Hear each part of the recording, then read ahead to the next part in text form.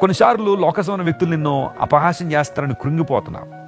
చాలామంది విద్యార్థులు స్కూళ్ళల్లో లేదా కాలేజెస్లో బుల్లింగ్ చేయబడుతుంటారు. బుల్లింగ్ చేస్తారు కొంతమంది, వారి రూపాన్ని బట్టి బాడీ షేమింగ్ అంటారు, లేదా వారి యొక్క స్థాయిని బట్టి హేళన చేసేవాళ్ళు కొంతమంది ఉంటారు. ఇలాంటివి ఎక్కువైపోతున్నాయి ఈ రోజుల్లో. అందరూ బట్టి డిప్రెషన్లు పెరుగుతున్నాయి ఈ రోజుల్లో.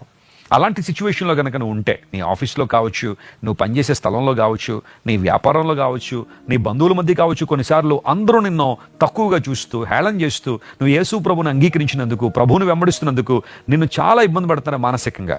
ఈరోజు దేవుడు నీతో మాట్లాడుతున్నాడు. ప్రభువు నిన్ను సమస్త జనముల కంటే ఎక్కువగా ఎంచాడు ఆయన.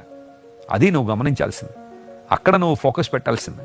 ప్రభువు దృష్టిలో నువ్వు ఎంచబడిన వాడు. ఎక్కువగా దేవుడిని ఎంచాడు. నువ్వు తక్కువ వాడు కాదు, నువ్వు అంటరాని వాడు కాదు, నువ్వు అమానుష్యమైన వ్యక్తివి కాదు. ప్రభువు నేను గొప్పగా ఎంచానన్నప్పుడు నువ్వెందుకు కృంగిపోతావు? ఇంకెందుకు అధైర్యపడతావు? ఎందుకు బాధపడతావు? వాళ్ళో వీళ్ళో నిన్ను ఏదో అన్నారని ఎందుకు ఇబ్బందులు పాలవుతున్నావు?